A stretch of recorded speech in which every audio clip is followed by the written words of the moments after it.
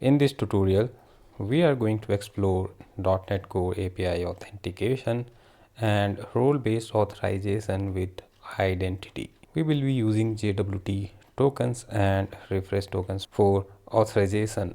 In this application, I am using VS Code as a code editor. You can also use Visual Studio or Rider if you want to. I'm using .NET 9 and .NET CLI so that anyone can follow this tutorial irrespective of the operating system. For database, I have chosen the SQL Server database. It is the database I am most comfortable with. However, this tutorial is not bound to any specific SQL database. You can use any database of your choice. You just need to change a package according to your database, and rest of the tutorial will be same for everyone.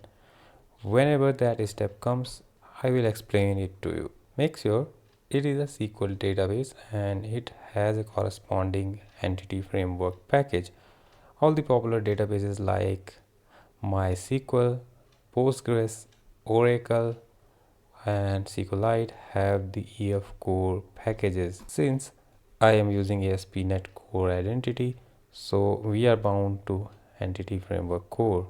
If you do not want to use identity and want to use other authentication mechanism like Azure AD, Okta OAuth, Identity Server, then you need to stop this tutorial at this point and you need to look for other tutorials. One more thing, I'm not going to explain what is JWT or refresh token. I feel that just theory does not have that power. I rather believe in practical implementation. I will only explain where these things are most needed. Do not worry about that. Once you finish the tutorial, you will have a nice idea about the JWT and refresh tokens and identity. First and foremost, we are going to create a new project. So open the terminal and type this command, create a new solution. Our solution file will be created in a folder .NET API complete auth. Let's move inside this folder.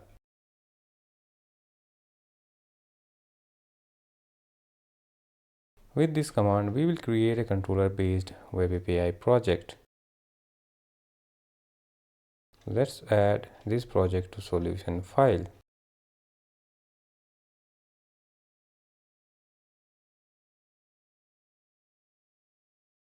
Now we need few more steps. I am going to initialize Git in this project. Let's also add a git ignore file. Oops. Now we are good. Let's type code and period symbol, and our project will be open in the VS Code.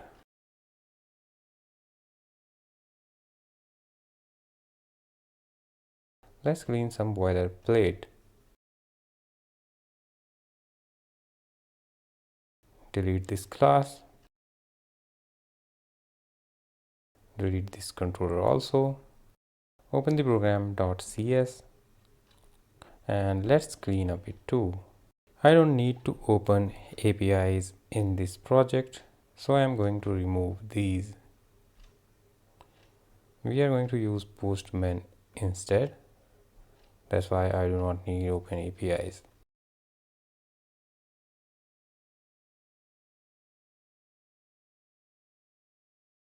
Make sure you have installed C# dev kit extension.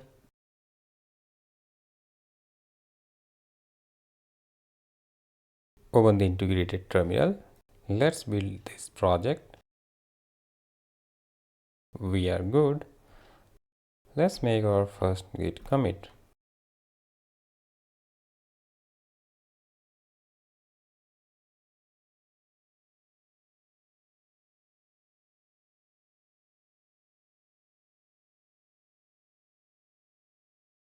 Now I am also going to publish it to GitHub public repo so that you can look for the source code.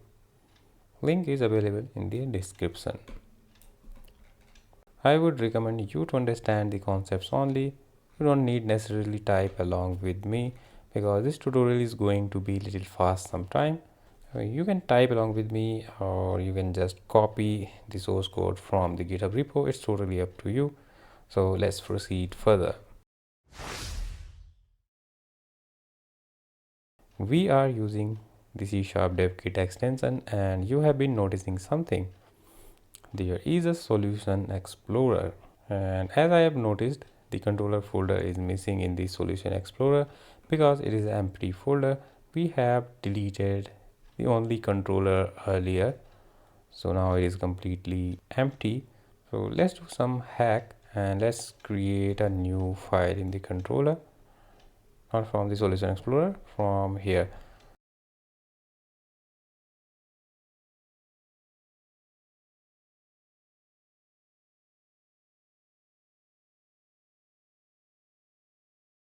Now this folder is visible to the solution explorer.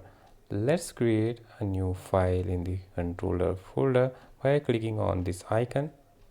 Select API controller, name it people controller, and let's delete the something.cs file. We do not need it now.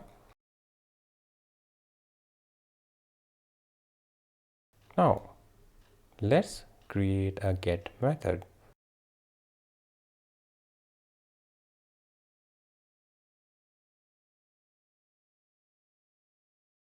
Now let's create a post method too.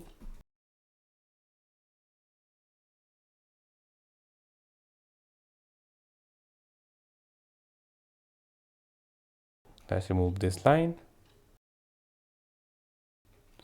Open the terminal and type .NET run. Press enter. Oops,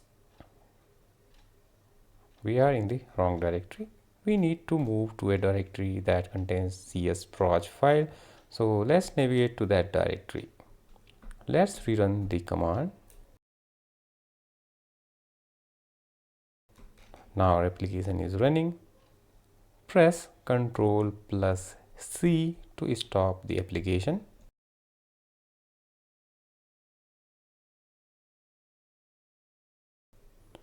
We can also use another approach to run the application. Go to the debug section, select run and debug. Select the default configuration.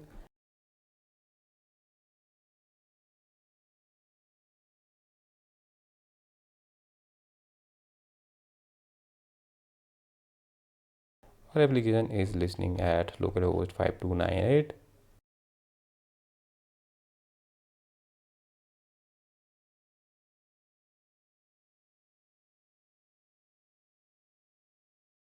And we are receiving 200 OK along with response data. Now change the method type to the post and execute the endpoint. Now we are good. These are the public APIs. Anyone having the URL can execute those APIs. We certainly do not want to publicly expose all the endpoints because there are few endpoints that should only be accessed by the authorized user, like a post API or a delete API. These should be exposed only to the authorized user. Now we are going to add the required NuGet packages. You do not need to type them. You can copy these commands. After adding these commands, I'm going to write them in a text file and I will provide you that text file. Do not worry about them. Just wait for a while. First, we are going to add Microsoft Entity Framework Core.SQL Server. This package will vary for each database. You need to change it to according to your need. Wait for a minute, I will show you those packages, but let me finish the adding packages first.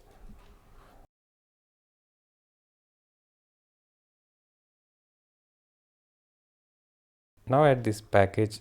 This package is required for Entity Framework Core tooling.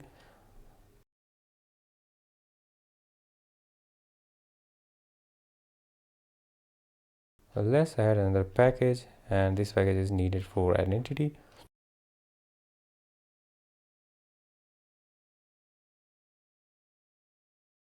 We also need a package for JWT, so let's install it too.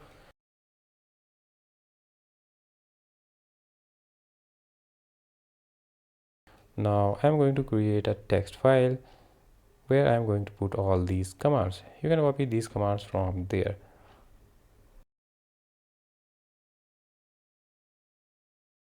You need to add these 4 packages. First package will vary to the database user. Make sure to choose accordingly. Next 3 commands need to be executed by everyone. Okay, we are done with NuGet packages. Let's define the connection string.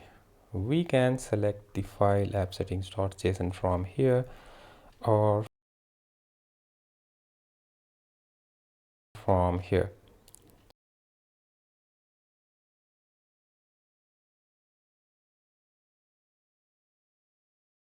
We can also click here and search file name from here.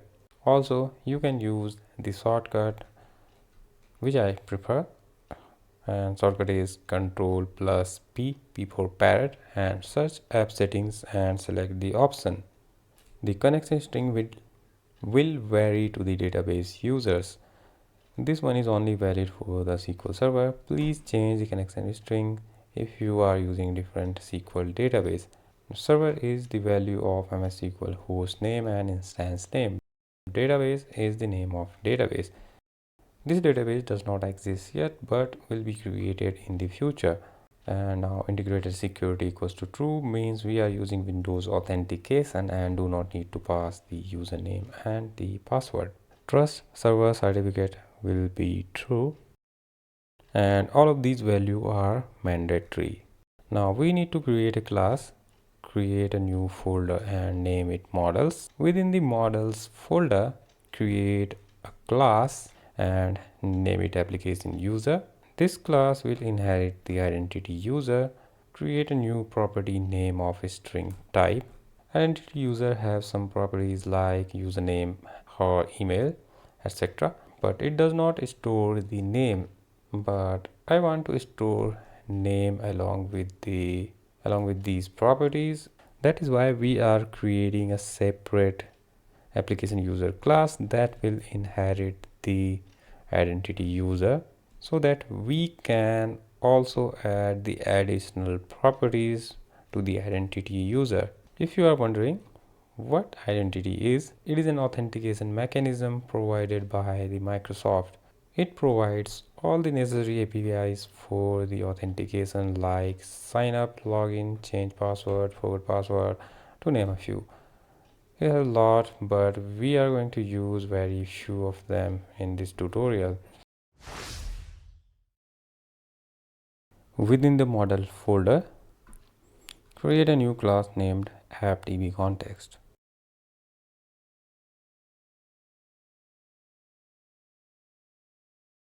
This class will derive from the identity DB context. Create a constructor and do some DB context setup.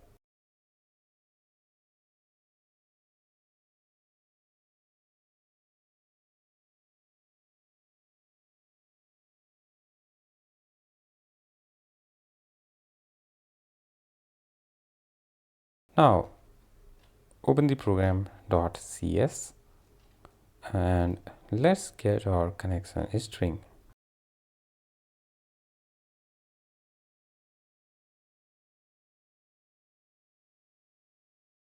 We will copy the name from the connection string.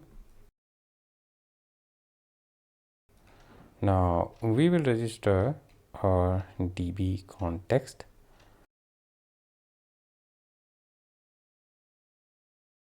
This AppDbContext is a class we have created earlier.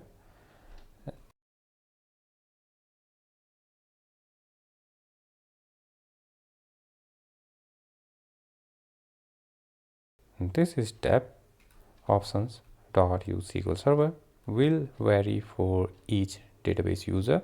Means if you are using Postgres, then you will have different options like options dot npg SQL, something like that. Now let's register the identity related services.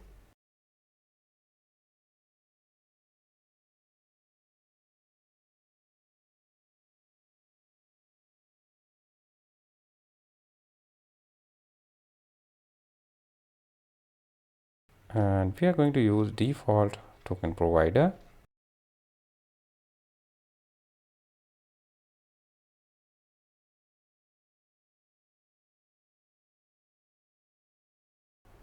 Create a new folder, roles,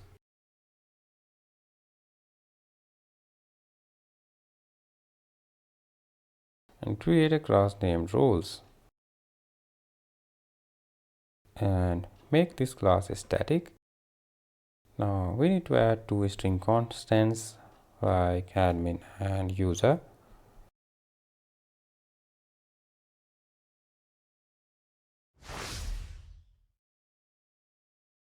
Now we are going to create an entry for the admin, but we are not going to create the APIs for that because of security concerns. We will only have one admin, and that will be created when we run our application for the first time. Let's figure out how to achieve that. We need to create a new folder named data.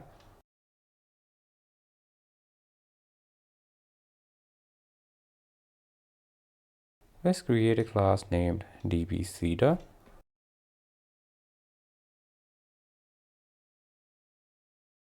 Create a static void method that takes an argument of type application builder. Create a scope. The using keyword will take care of the disposal of a scope.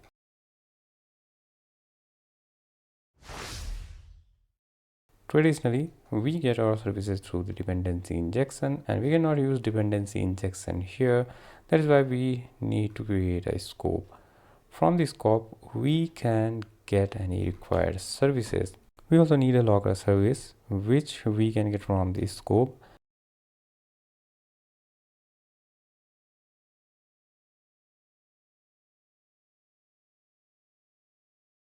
Let's put a try catch block and log the error in the catch block. Let's change get service to get required service. However, it won't make much of difference. Let's get the user manager and role manager services.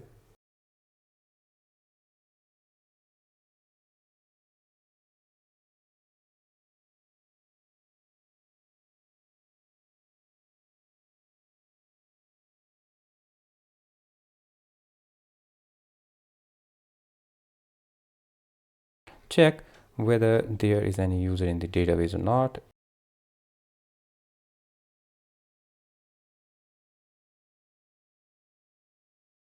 If not, then we will create one with admin role. Let's create an instance of application user with these values.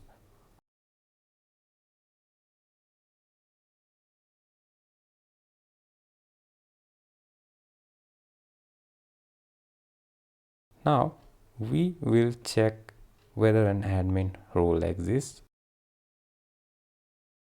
If not, then we will create one.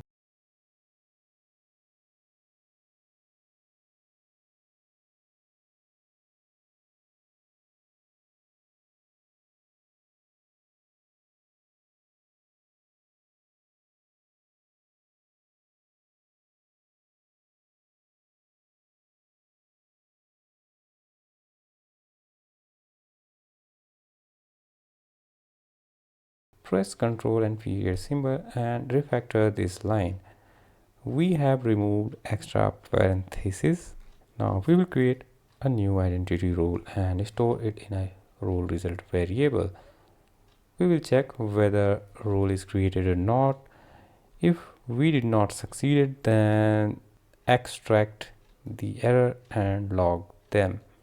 Otherwise, we will print admin is created. Now we will create a new user by using user manager dot create async API.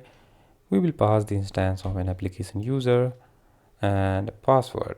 We need to store its result in a variable. If we do not succeed, then we will log the error. At last, we need to add a role to the user. We will use usermanager.addRole async API and pass application user instance and role.admin. We will store its result in a variable and log the success or error messages as we have done previously. Now open the program.cs, call dbzero.seedData method. Since it is an async method, then we need a good naming convention. So change this method to a seedData async. Name should be a self-explanatory. That is why we have changed it. One more thing, we do not want to apply migration manually. However, it is not recommended approach for the production. For production, we need more robust approach like migration scripts. You can find that video in my channel. I will put down a link in the description.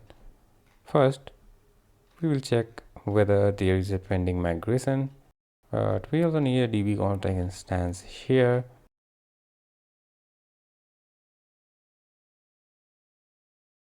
If dbcontext.database.getPendingMigrations.count is greater than 0, it means our migrations are pending. Then we will apply those migrations. But before that, let's make this method async. Also use getPendingMigration async.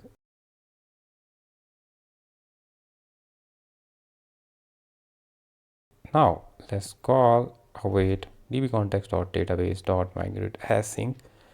In this step, any pending migration will be applied to the database. Now we do not need to manually run the migration commands. Let's run the application. I forgot to create migrations, so we need to create them. Then we will track this error. But we need EF core tools for that. If you haven't installed them, then open your browser and search .NET EF tools. Open the Microsoft dock. Install it globally if you haven't already. Otherwise, update the tool. Since I have pre-installed it, then I'm going to update the tool. Now type .NET EF migrations, add initial create.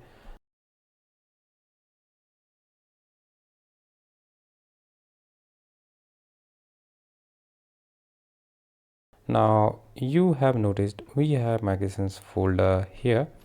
Open the migration file and you will notice that we have lots of code here. Basically, it is going to create these tables which are provided by the aspnet core identity in the database.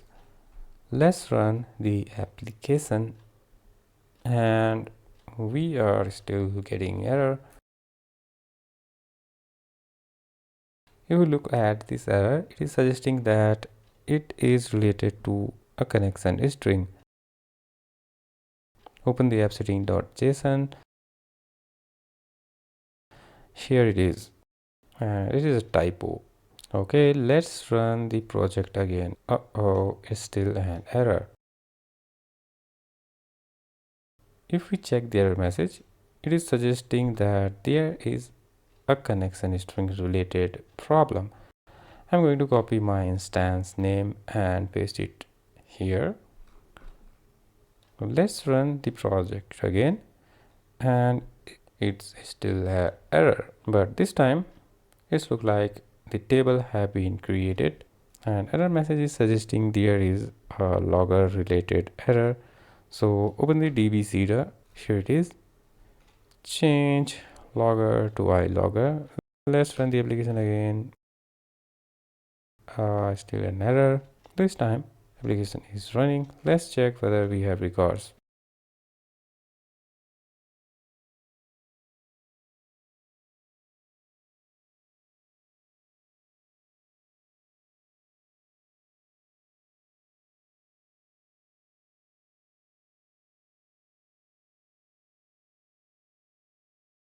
And these tables are empty.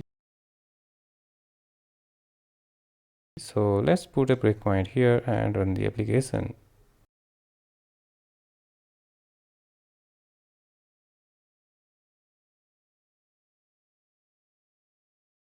Oops, we need to stop it from the terminal first. Then press Ctrl plus C for that. Now run it from here.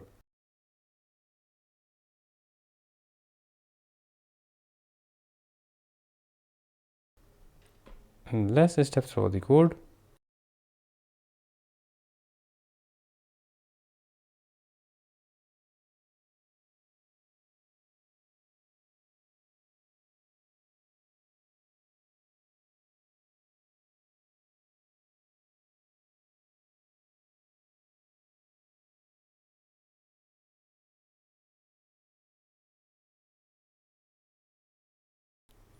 Okay, I get it now. Open the AppDbContext. I forgot to mention application user here.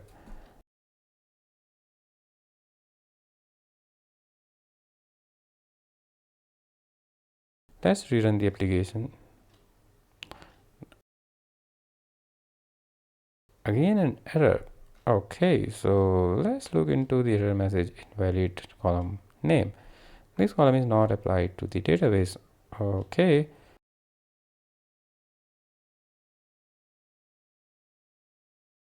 We need to create a migration again.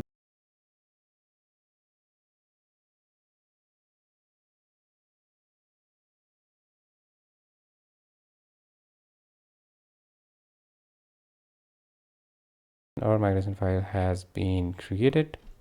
Let's open the migration file.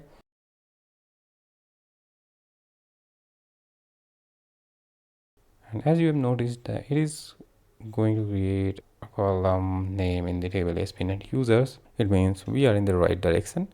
Let's run the application. Okay, it looks good so far. Now let me check the database.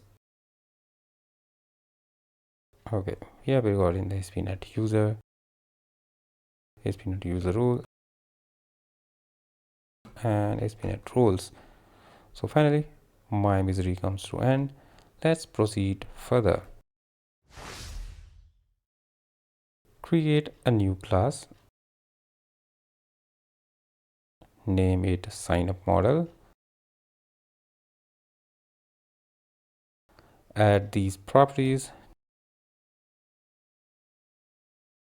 name, email and password. Every property is required and has max length of 30, and email has the email validation. These validations are called data annotations. Create a new API controller, name it accounts controller.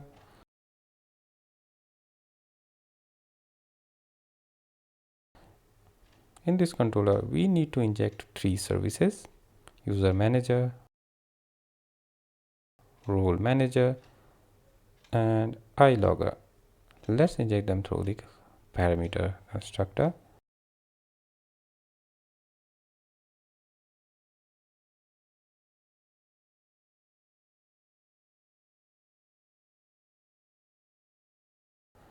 Create a new post method named signup. Put a catch block.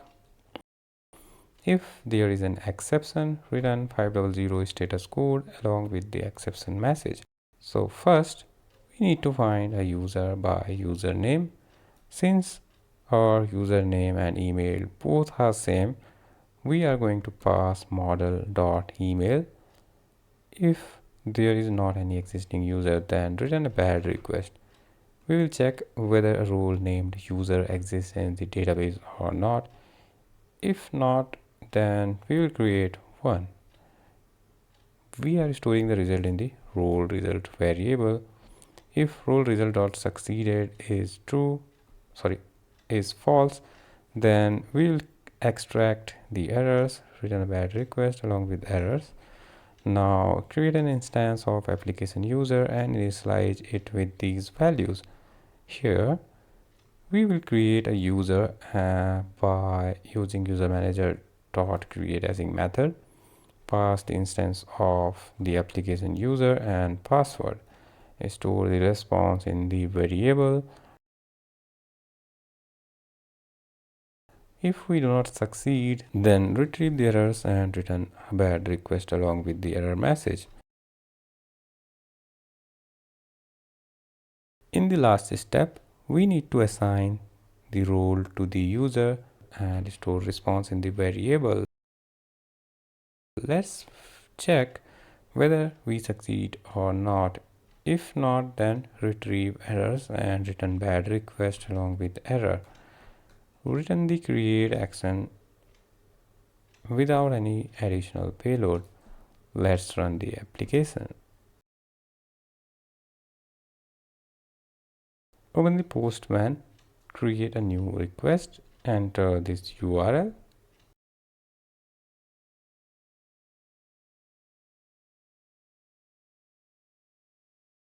and click on body, change it to raw, then select JSON. Now add this payload, click on the send button. In the response, we are getting 20 and created, which means we are done. Okay, we have implemented the sign up functionality. Now let's implement the login. Create a class and name it login model.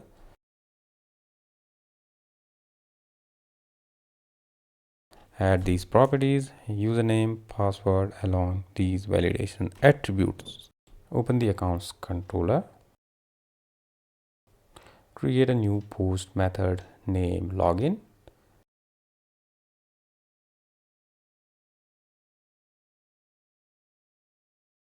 Let's put a try catch block.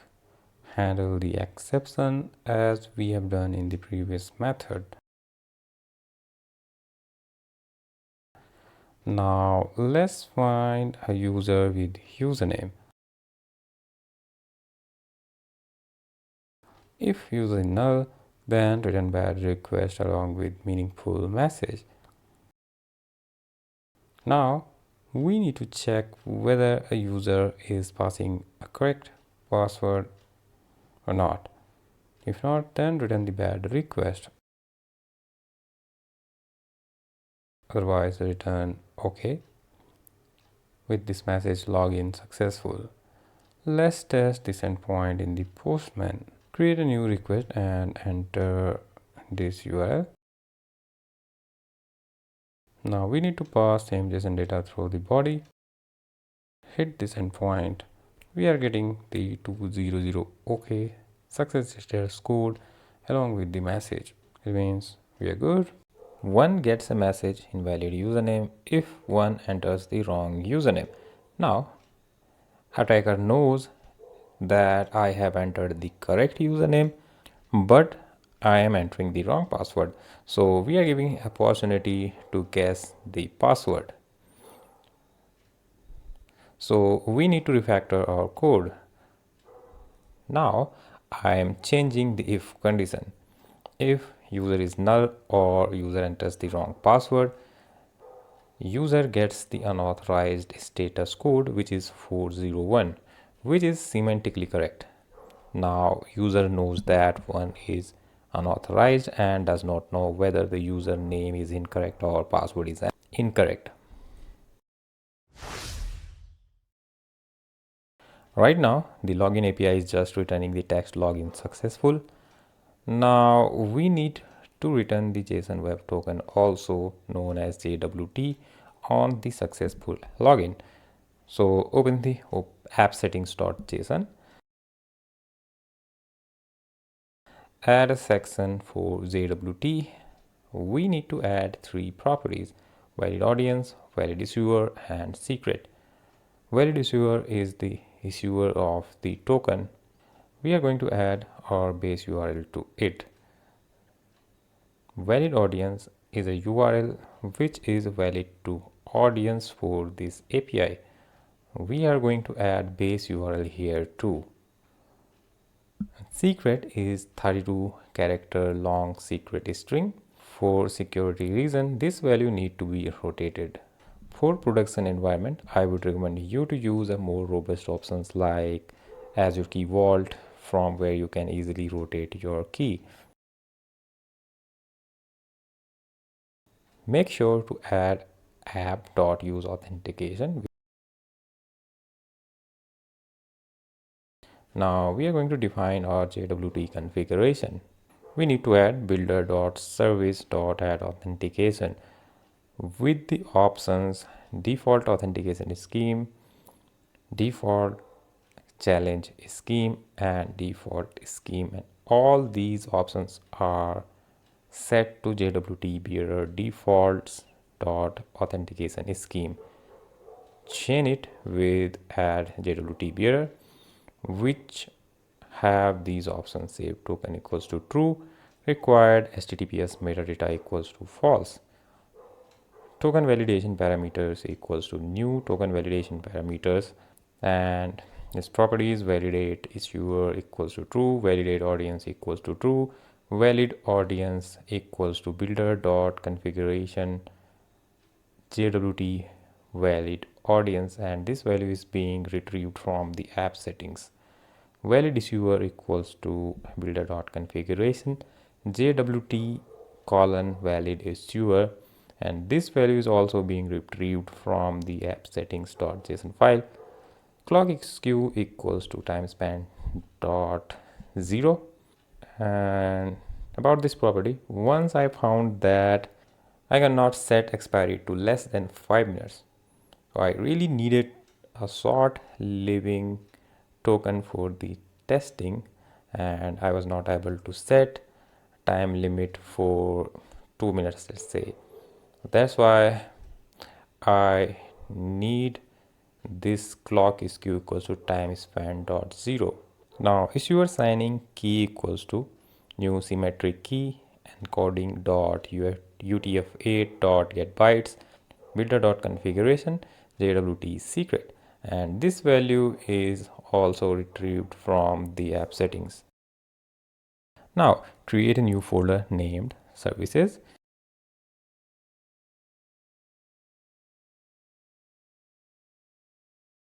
Create an interface iToken service there.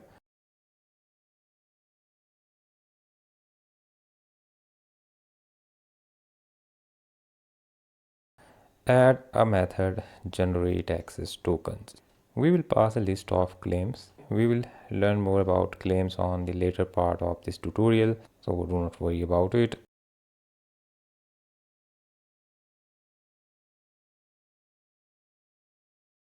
Create a class named token service, which will implement the iToken service interface.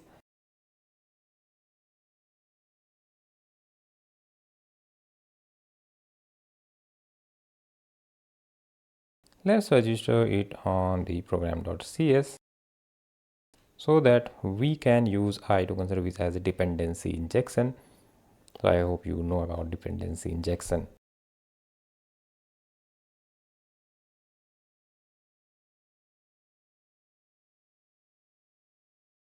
Let's also implement this method.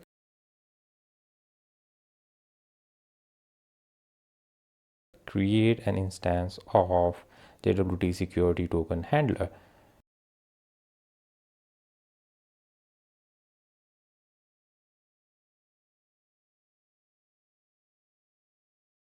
We also need to create a constructor and inject the iConfiguration service.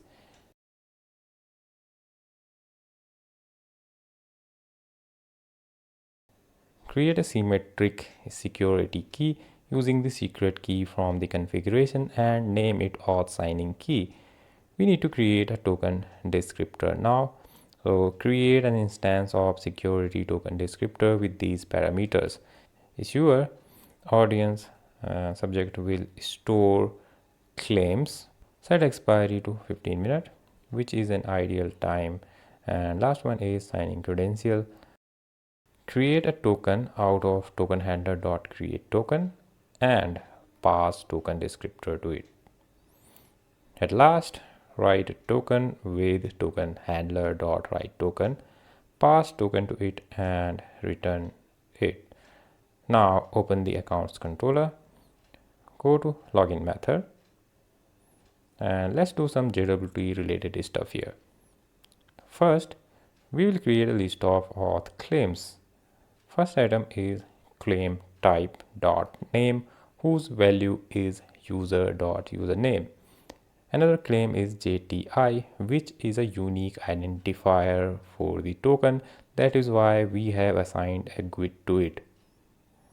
Speaking of claim, a claim represents a piece of information about user, which is essentially a name value pair that provides additional information about an entity. Claims are present in the tokens.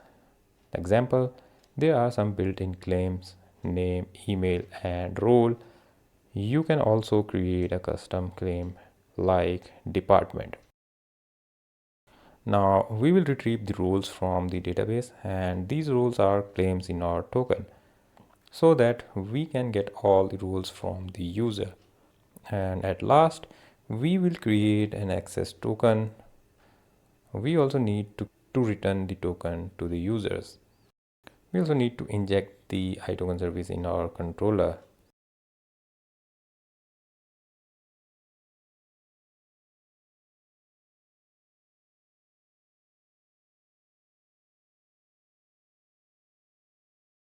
And there should be an exclamatory sign. Now if condition is good, let's rerun the project and check it.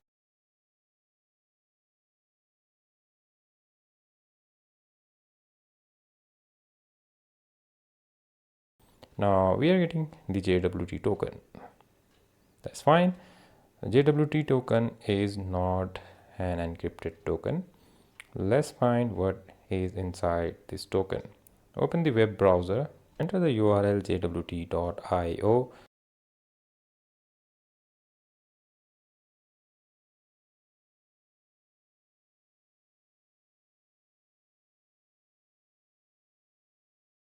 Now paste our token here.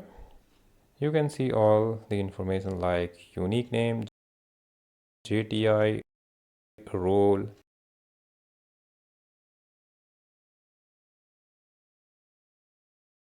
expiration, issuer, audience, etc. So let's log in with admin credential, copy the token and paste it here. Now role is admin and rest of the properties are here. So let's congratulate ourselves. We are more than the halfway done.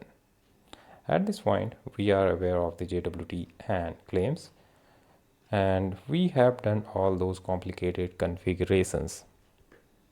Next, we will authenticate our endpoints.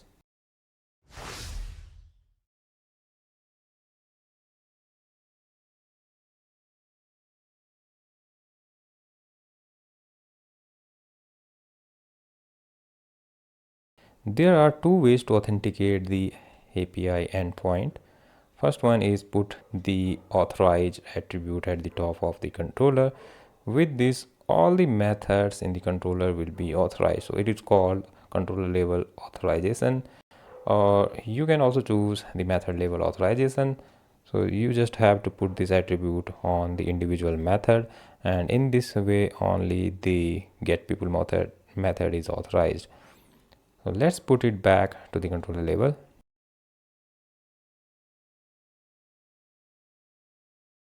Let's run the application. As you can see, I am getting 401 authorized, unauthorized status code. Let's also test the post method, and we are getting the same response. Okay. What if I want to make whole controller authorized except the get people method? For that, we need to put an attribute named allow anonymous above the get people method. Now this get people method can be accessed by anyone.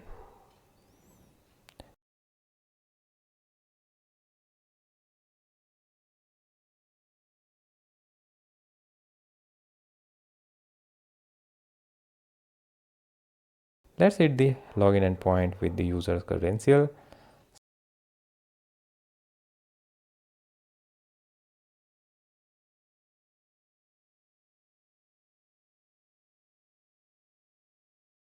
Select type bearer token.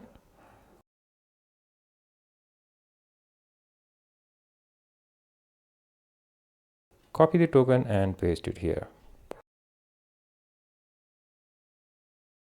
It is how we can access the protected resource. Let's say this controller can only be accessed by admin. So how do we do that?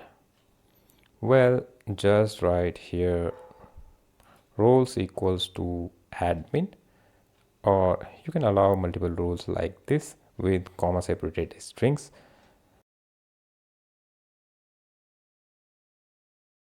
Let's hit this endpoint.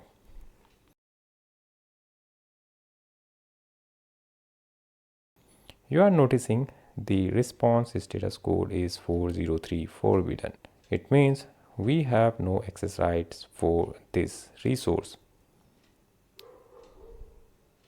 Let's log in with admin credentials. Copy the token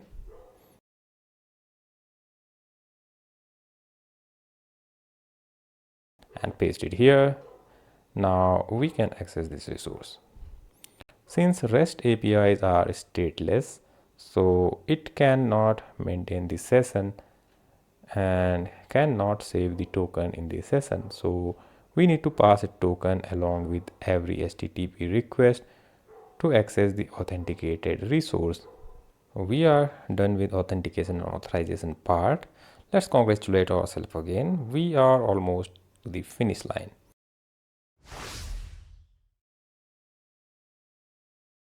Tokens are usually short-lived, ideally 10 to 15 minutes. If token expires in every 15 minutes, then we need to use login API in every 15 minutes, which means entering the login credential in every 15 minutes, and no one wants this hassle. We need some kind of mechanism that refreshes the token if one expires without entering the login credentials. We usually set access token expiry to 15 minutes and refresh tokens expiry much longer, like 7 days or 15 days. Let's get back to the coding part. Open the iToken service. Add these two methods there. Now open the token service class. Let's implement those methods. Let's work on generate refresh token. Refresh token is just a base 64 string that will be generated here. First, create a 32-byte array to hold random bytes. Then we will generate the random number. At last, we will convert the random number to base 64 string and return it. Now let's work on the get principal from expired token.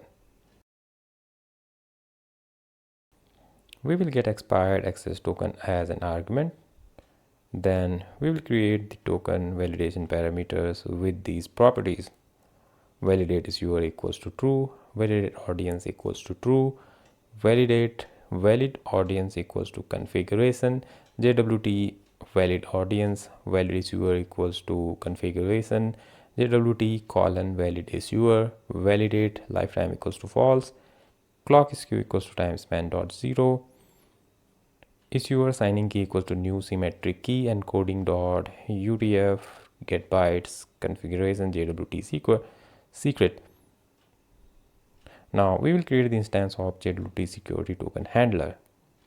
We will get principal by calling the token handler dot validate token, and we will pass the access token validation parameters and an out type security token. We need to cast the security token to a JWT security token for further validation. Now we will ensure that whether a token is valid JWT and uses the HMAC SHA-256 signing algorithm. If it is invalid, then throw the security token exception. Return the principal in the end. With principal, we can retrieve our claims. Now create a new class, name it token model. It will have two required string properties, named access token and refresh token. Create a class named token with these properties and validation attributes. It is an entity which will be persisted in the database. It will hold the refresh token and expiry date for a specific user. Open the AppDbContext and create a dbset property of the token info.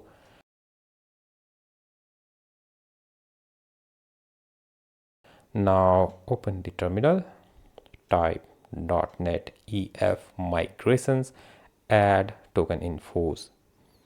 We can also run the .NET EF database update command, but it is not needed since we are also applying the migration on the DBSeeder class.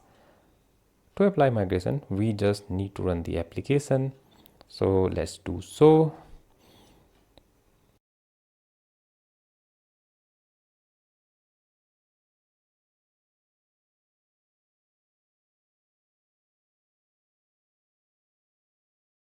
Here we are. You can see it is creating the token infos table. That's fantastic. Now we can stop the project by pressing the Ctrl and C. We need to press Ctrl C together to stop the project. Open the accounts controller and inject the AppDbContext.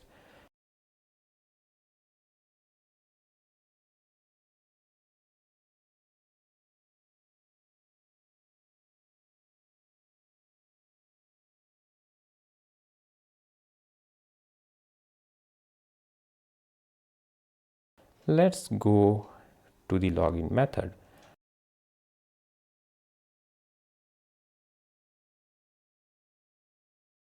Let's generate the refresh token.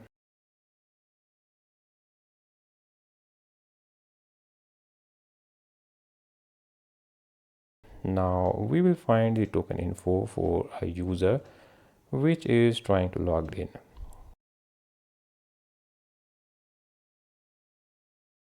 If token info is null, then we will create one.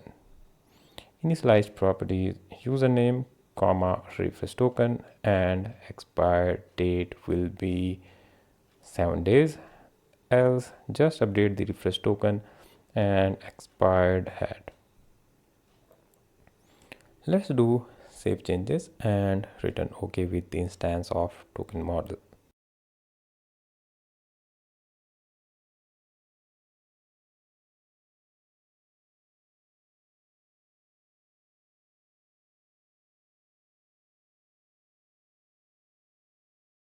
Let's change it to 2 minutes for the sake of testing.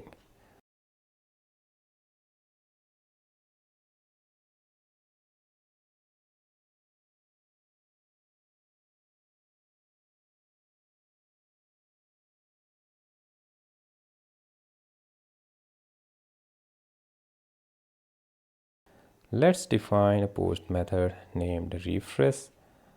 This endpoint will accept expired access token and previous refresh token as a parameter and returns the new access and refresh token. First, we get principal from the expired token. Principal contains the claims information. From the principal, we can extract the claims like username. With the help of username, we can retrieve the token info. If token info is null or refresh token present in the database and refresh token passed to the method does not match or refresh token is expired, then we returns the bad request along with the message invalid refresh token. Please log in again. Generate the new access token and new refresh token.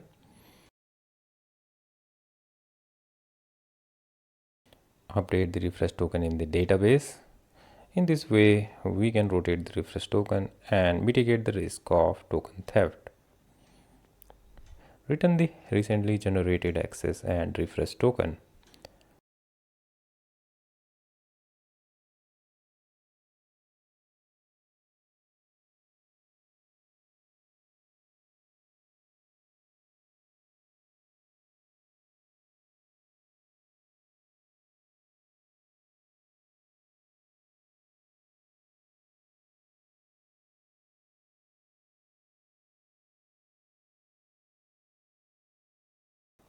I have realized that 2 minutes are too less, so let's change it back to the 7 days. It is the expiry date of the refresh token.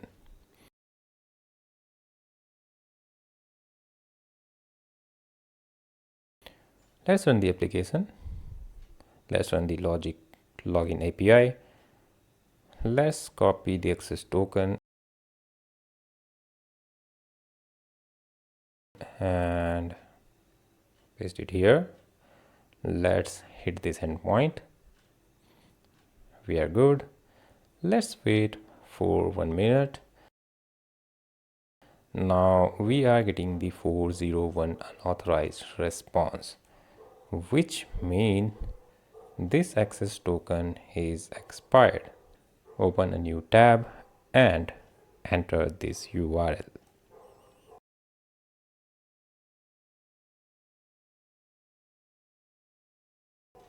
Copy the login response and paste it here in the body.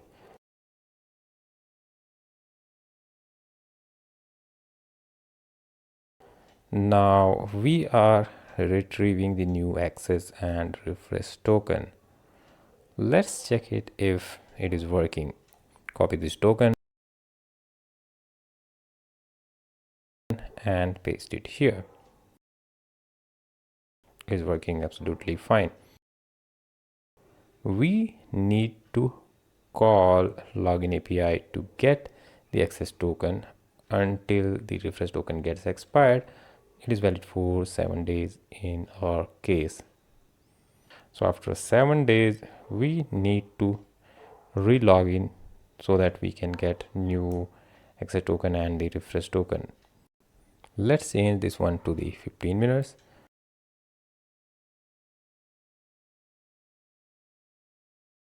And I have noticed that I am using the inconsistent naming for secret. Somewhere it is a capital S and somewhere it is a small s. So let's make it consistent. So first let's change it in the program CS.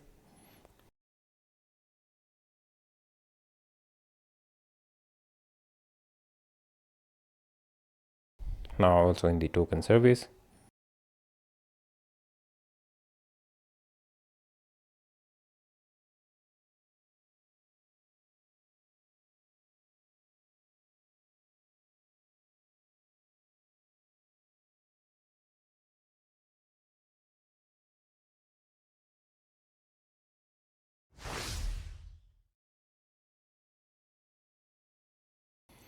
There might be a situation when one wants to invalidate the refresh token, and the situations are like when users logs out, you want to invalidate their refresh token, and if refresh token is compromised means it is stolen or leaked, so revoking it prevents the unauthorized access. Now we need to implement a method named revoke in the accounts controller. This method should be authorized and can only be accessed by the authorized user. Since it is accessed by only the authorized user, we can easily extract the username by user.identity.name. Now let's find the token info for the user. If it is null, then return the bad request. Otherwise, set refresh token to the empty string and make these changes. Return true along with OK. Although it is okay if you don't return true and just return OK, it doesn't matter. Last thing, I have made a mess in the accounts controller. I should have created a separate controller for the token. So you can do this if you want. I hope this video was clear and up to the point. If you find this video helpful, then please consider to press the like button and leave comment. Likes helps to promote the content. So it's the least thing you can do to keep me going. You can also consider to leave a star in the GitHub repo if you are using the code. If you are not already subscribed, make sure to subscribe this channel to get more videos like this. That's it for now. See you next time.